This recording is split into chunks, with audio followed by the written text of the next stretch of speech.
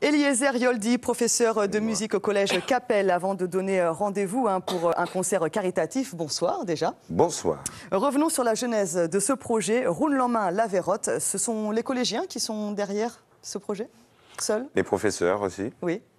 Et à l'initiative, et puis pratiquement les élèves qui exécutent aussi. Pourquoi avoir mis en place un tel projet? Au départ, on était sur le Téléthon. Oui. Et puis Maria est passée par là. On s'est dit c'est plus parlant pédagogiquement pour les élèves. Effectivement. Et voilà, ce qui explique notre choix. Alors on rappelle bien sûr que l'île de la Dominique a été victime à 2 reprises des foudres de la nature, puisqu'elle a essuyé cet été 2 cyclones, Irma et Maria. D'ailleurs on voit les images de Maria sur votre écran. C'était vraiment compliqué. Alors racontez-nous comment les élèves se sont impliqués justement dans ce projet. Est-ce qu'ils ont été d'abord touchés par les événements qui se sont passés sur l'île de la Dominique? Absolument. Déjà on leur a parlé du projet. Oui. Expliquer c'est où la Dominique. Oui. On confond avec la République dominicaine le plus Hélas. souvent. Et puis expliquer c'est quoi la solidarité. Et puis oui, ils sont partants. Et puis on leur a dit quand même qu'il y aura du boulot puisque c'est un concert. C'est ça. Donc on répète depuis quelques mois, voilà.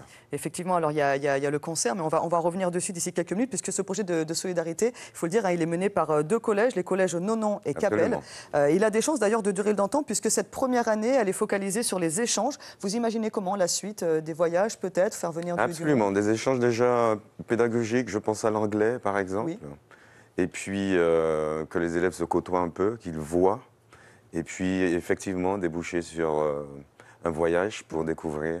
Puisque le but, c'est de récupérer des fonds.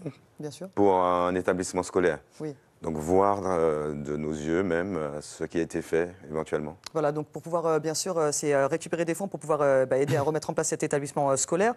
Donc du coup vous avez mis en place pas mal de choses, un marché solidaire avec l'association des jeunes agriculteurs. Ce sont les élèves aussi qui étaient à l'initiative de ça, ou les professeurs, on les a un petit peu guidés pour ce marché solidaire? Toujours au départ, c'est les 2 profs de musique des 2 collèges. Oui. Et puis les élèves nous ont aidés vraiment pratiquement à monter ce marché, et avec l'aide justement des jeunes agriculteurs et puis d'autres partenaires aussi, que je tiens à remercier. Oui. Comment ça s'est passé? C'était sur une journée, quelque chose qui va être renouvelé? Une matinée. Une matinée, oui. Oui, une matinée, un marché ouvert, donc les parents déjà sont surpris, oui. Mais ils ont joué le jeu. Et à notre surprise, après 2 heures, tout était presque parti. Ah. Et effectivement, on nous a demandé de renouveler. Voilà.